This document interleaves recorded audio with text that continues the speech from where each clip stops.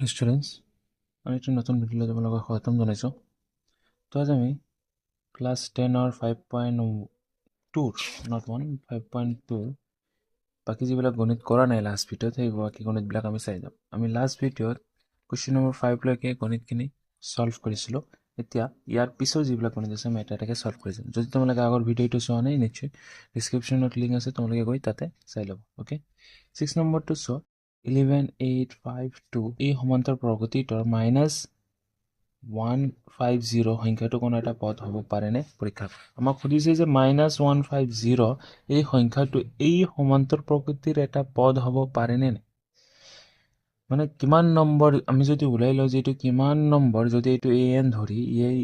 সমান্তৰ প্ৰকৃতিটোৰ কিমান নম্বৰ পদ এইটো হয়, এইটো যদি ওলাব পাৰোঁ তেতিয়াহ'লে আমি ক'ব পাৰিম যে সমান্তৰ প্ৰকৃতিৰ এই সংখ্যাটো সমান্তৰ প্ৰকৃতিৰ এটা পদ হয় নে নহয়। এতিয়া আমি জানো যে n ৰ মান সদায় স্বাভাৱিক সংখ্যা হ'ব লাগিব, অৰ্থাৎ 1ৰ পৰা ষ্টাৰ্ট কৰি যিকোনো সংখ্যা হ'ব পাৰে। এইটো কোনো ভগ্নাংশ হ'ব নোৱাৰে, মাইনাছ হ'ব নোৱাৰে, দশমিকত আহিব নোৱাৰে। ঠিক আছে, তো আমি এইটোৱে চেক কৰিম। ইয়াত সমান্তৰ প্ৰকৃতিটো কি আছে চোৱা।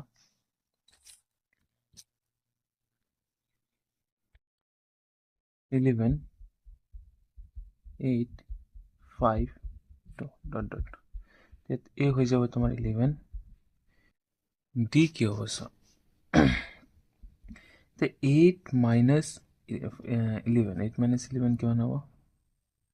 -3। ডাইৰেক্টলি লিখিলোঁ মই। 8ৰ পৰা 11 বিয়োগটো নহয়, 11ৰ পৰা 8 বিয়োগ কৰিলে 3, ডাঙৰটোৰ আগত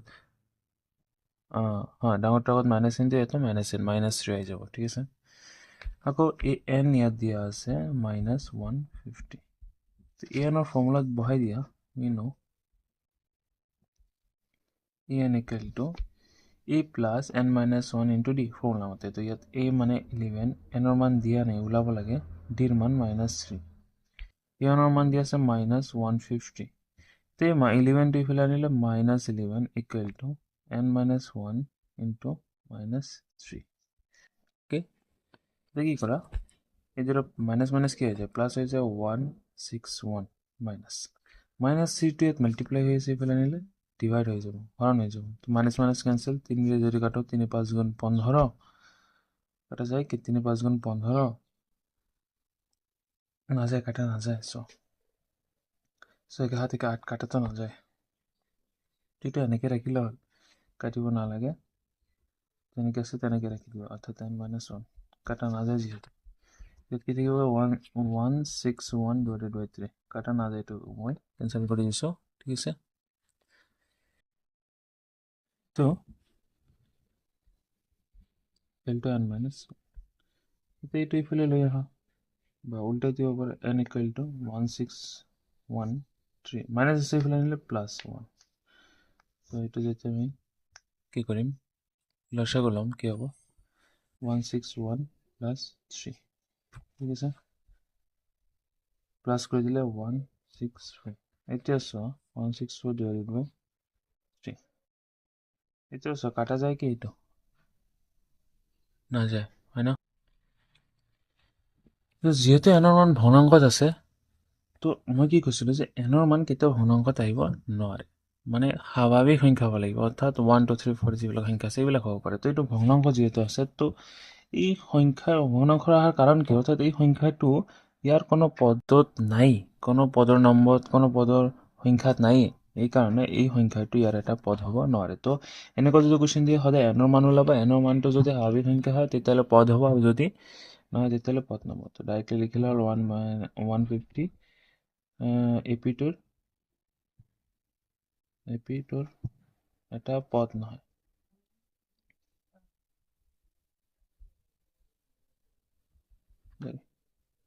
ওকে, নেক্সট কুৱেশ্যন চাওঁ। এটা সমান্তৰ প্ৰগতিৰ 11তম পদ 38 আৰু 16তম পদ 73 হ'লে 31তম পদটো নিৰ্ণয় কৰা। কুৱেশ্যনটো ইমান টাফ নহয়, ইণ্টাৰেষ্টিং কুৱেশ্যন এটা। চ'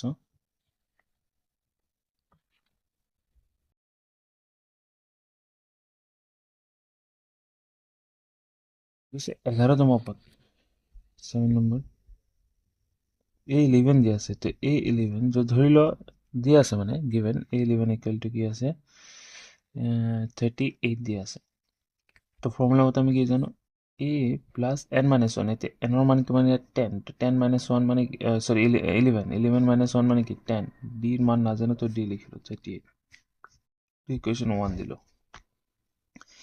একেধৰণে আমি আৰু এটা ইকুৱেশ্যন পাম a16 ইকুৱেল টু 73 ইয়াৰ পৰা আমি কি ল'ব পাৰোঁ a প্লাছ 16 মানে 1 মাইনাছ কৰি দিলে 15 d ইকুৱেল টু 73 ওকে কাটি দিলে 73 ঠিক ইকুৱেশ্যনটো তো এই ইকুৱেশ্যন যদি সলভ কৰোঁ আমি ঠিক আছে সিম্পল যিকোনো পদ্ধতি প্ৰতিস্থাপন কৰা অপনয়ন কৰা যিকোনো পদ্ধতিত কৰা তেতিয়াহ'লে তুমি a আৰু d ৰ মান পাই যাবা আৰু এইটো পাই গ'লে আমি a 31 ওলাব পাৰিম তো মই 1 মাইনাছ 2 কৰি দিওঁ এইটোৰ পৰা এইটো মাইনাছ কৰিলে a plus 10 d minus a minus 15 d equal to 38 minus 73 year a cancel ইয়াত থাকিল মাইনাছ 5 d এইটো কি কৰা মাইনাছ কৰা 3 পৰা 8 নাযায় 1 ধৰি গ'লে 13 5 6 পৰা 3 গ'লে 3 ডাঙৰ টাকত মাইনাছ মাইনাছ d ৰ মান কি আহিল সব মাইনাছ 35 বাই মাইনাছ 5 কেঞ্চেল 7 d ৰ মান 7 আহিল এতিয়া 1 যদি ইমপ্লাইজ কৰোঁ 1 ইমপ্লাইজ কৰিলে a plus 10d equal to 38 তো ইয়াত তুমি a ৰ মানৰ a কি d ৰ মানৰ বহাই দিয়া 7 ইকুৱেল টু 38 তো a প্লাছ কিমান আহি গ'ল 70 ইকুৱেল টু 38 ইয়াত a ৰ মান ওলাই লোৱা 38 মাইনাছ 70 এনচাৰত যদি কৰা 2 6 পৰা 3 গ'লে 3 30 তো মাইনাছ 32 তোমাৰ আহিব a ৰ মান ঠিক আছে মাইনাছ 32 a ৰ মান আহিব কিন্তু আমাক এইবিলাকতো ওলাব কোৱা নাই আমাক d হে ওলোৱা কি a 31 ওলাব কৈছে হয় না তো a 31 কি হ'ব চৰ্টি এইখিনিলৈকে বুজি পাইছা a 31 a ৰ মান পাই গ'লো d ৰ মান পাই গ'লো তো a 31 বহাই দিলে হৈ গ'ল ডাইৰেক্ট ওকে ইয়াছ a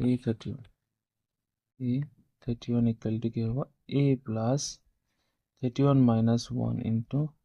d এর মান আমি ইয়াত কি ওলাই লৈ আছো -32 প্লাস 30 ইনটু d এর মান 7 এটো ক্যালকুলেট করা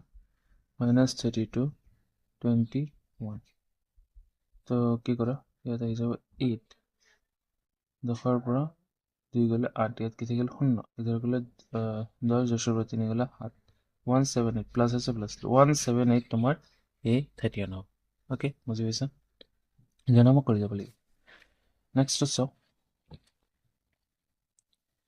এটা সমান্তর প্রগতিত 50টা পদ আছে যার তৃতীয় পদ ইমান শেষ পদটো ইমান 29 নম্বৰ পদটো উলিয়া এতিয়া টোটাল n ৰ মান দিয়া আছে তৃতীয় নম্বৰ পদটো দিয়া আছে শেষৰ পদটো দিয়া আছে আমাক 20 নম্বৰ পদটো ওলাব লাগে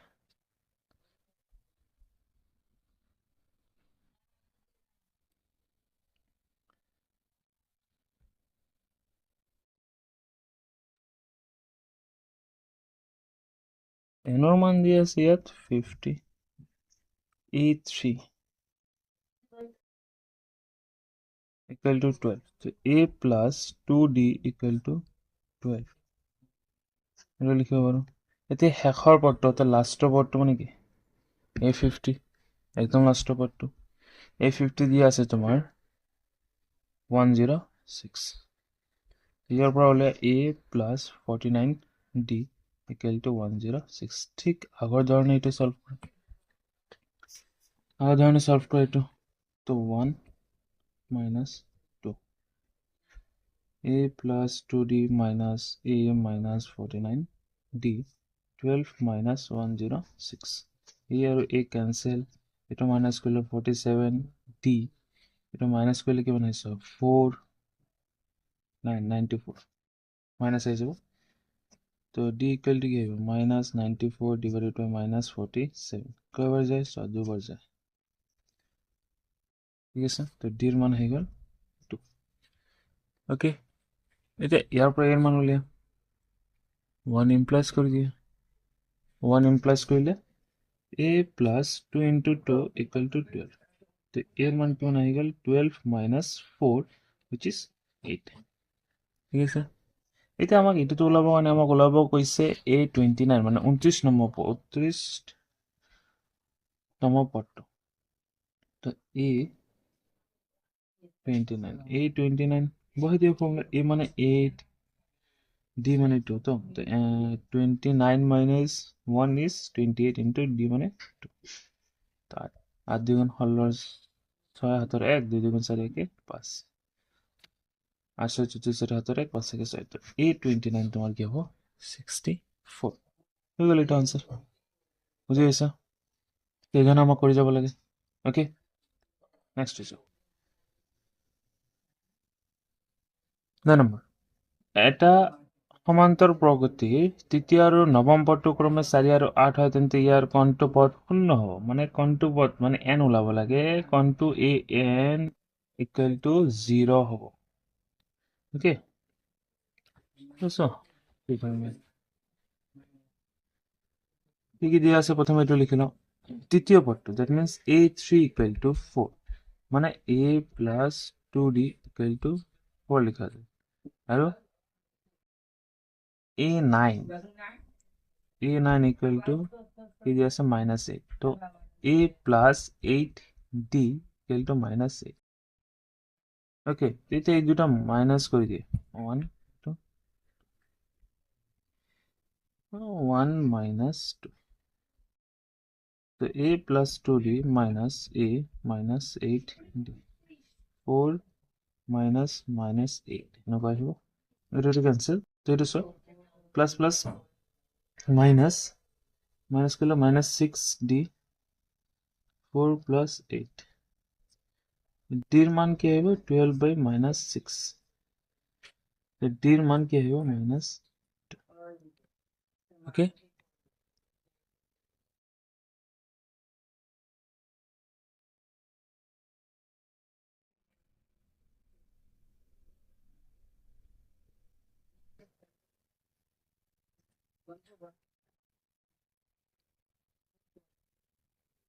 সলভ করে তো এর মান কি 2 2 4 -4 equal to 4 তো এর মান আহি গেল 4 plus 4 মানে 8 equal to 8 ঠিক আছে এতিয়া d আহি গেল a আহি গেল তো আমাক লাগে কোনটো পদ শূন্য হ'ব অর্থাৎ en ঠিক আছে এগেইন দি লিখি লল এগেইন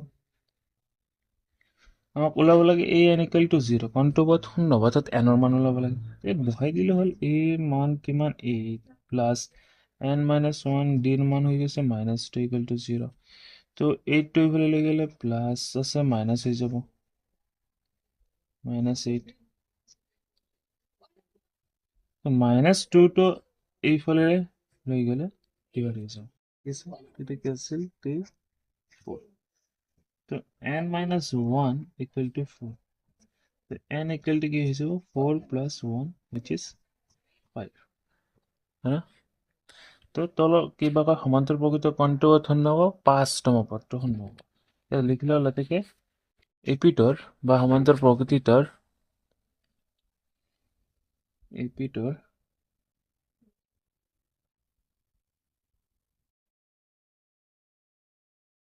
5তম পদটো শূন্য ওকে বাস এই ধৰণে কৰি যাব লাগে এইটো ভিডিঅ'ত এইখিনি ৰাখিলো নেক্সট ভিডিঅ'ত আমি আৰু বাকিখিনি সলভ কৰি যাম এটা এটাকে ঠিক আছে আজিৰ কাৰণে এইখিনি ভিডিঅ'টো লাইক শ্বেয়াৰ এণ্ড ছাবস্ক্ৰাইব কৰি দিবা ওকে থেংক ইউ